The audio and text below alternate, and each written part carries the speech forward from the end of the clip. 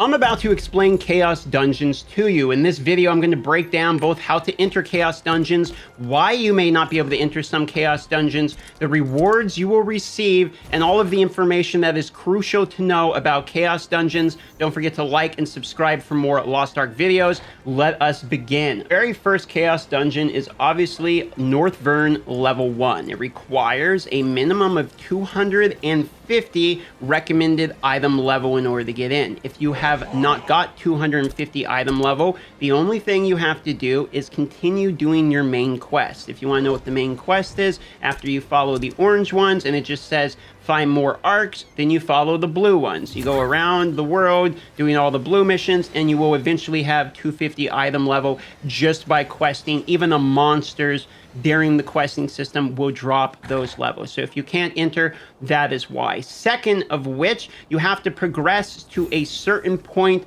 to be able to actually enter these kind of dungeons. Once again, this is gated by story. So first and foremost, if you're wondering why you can't get into, and the reason I'm not going to tell you which story is because they're all different, okay? As you advance levels, it requires more. For instance, after North Vern, if you want to do the Rolandale ones, you literally have to complete all the way through the last blue mission, and I think it's 5 arcs you have to collect in order to even be able to enter this Chaos Dungeon. So, the first answer, how do I get in? You have to have the recommended eye level, which you get by doing quests, and if it says you haven't done the quest yet to get in, continue doing your blue quest. That is how you gain entrance. How about the rewards? Well, the rewards are obviously shown on the right, but there is a different level of reward you get depending upon if you have Aura of Resonance. If you look, you will be given 100 Aura of Resonance every single day. And this Resonance Aura will give you bonus materials for farming, meaning you're going to be getting bonus experience materials. You're going to be getting bonus gear. You'll be getting a bonus of all of the items you see here. This does not stop you from grinding them further. As you can see, I have Aura of Resonance 0 out of 0. My rest bonus is 0 out of 0. If you want to know what the rest bonus is, if you basically don't do your dungeons every day, and because it's 50 energy to get in and you have 100 total, that is 2 Chaos Dungeons per character, which is why you want alts, which we will talk about in a different video. Subscribe to see that one. What you need to do is do your 2 dungeons. Then after that, you can actually do more dungeons. However, if you don't do your dungeons, you will get a rest bonus, and this rest bonus will increase the rewards you will receive from doing a Chaos Dungeon. So if you're stuck working or you have a 7-day week and you don't have a weekend or something, you can't log in, this is a catch-up mechanic built into the game for you. Options to enter the dungeon. If you click enter, it will assume you're trying to get in solo and it will ask you if you're ready to enter. If you hit yes, you will in fact join it by yourself. Okay, keep that in mind. Matchmaking instead is going to get me into a group of 4. I can in fact decline this. Finding a party will manually have you look for a party that was manually created. Okay, and this will allow you to basically pick and choose who you want to be in parties with, in case there's people that are just farming really quickly the lower dungeons. You can see this is a 580, and he's looking for other higher level, eye level people to farm the lower level dungeons by themselves. Now, why would you want to continue to farm a dungeon after the experience has already been gained? If I see the Aura of Resonance is 0 out of 0 and I decide I'm going to enter this dungeon even though I have already done my dungeons for the day, what can I expect to receive in exchange for my time? Well, I'm going to go ahead and show you that right now. So whenever you fight these type of monsters here, it can take a second to load some of them, okay?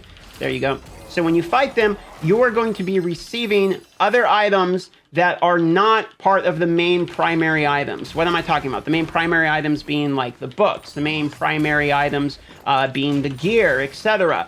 You can still get these drops, but just not as many. The books, however, no. So what you're noticing here is I'm getting the perception.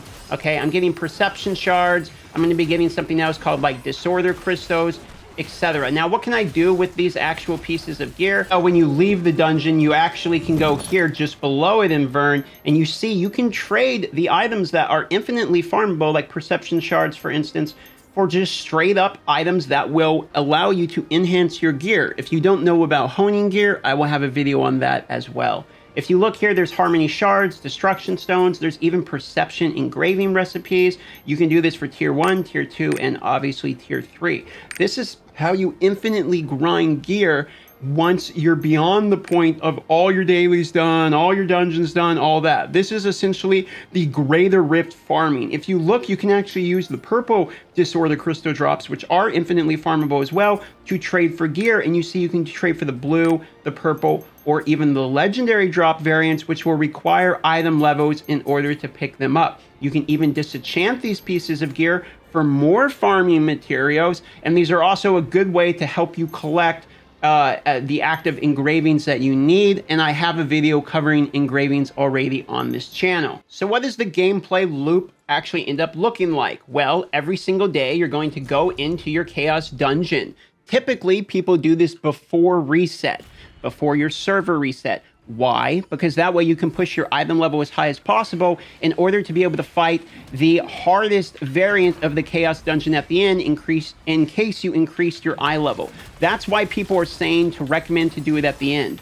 I am what I'm going to say the average gamer. So I'm not here grinding 15 hours a day. I have been grinding a decent amount, but I'm not at an insane point. I am playing standard. I don't believe you need to wait to the end of your day to do your Chaos Dungeons. It is technically better. Okay, I would say it again. It is technically, factually superior in efficiency-wise to do your Chaos Dungeons at the end of the day.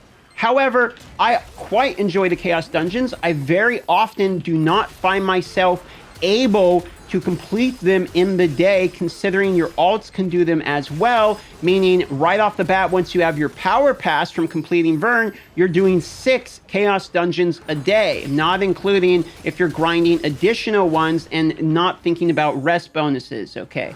So for that reason, I don't mind doing these right off the bat, especially since a lot of times I'm playing during the reset anyway. There is one more argument to be made about efficiency for doing this later, which is that your Una daily tasks are much more important, as those do reset every day and do not have a way, how to say this, don't have a massive catch-up mechanic. They still have the rest and all that, but you really need what the daily tasks give you, for instance, reputation, etc. So a lot of people are going to point you towards those daily tasks, which will also help you complete part of the map, which will give you skill points and other things your character will desperately need.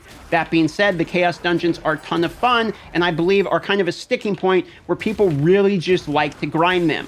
Do what you feel is best for your hero, but know that doing these at the end of the reset is factually the best way to do it.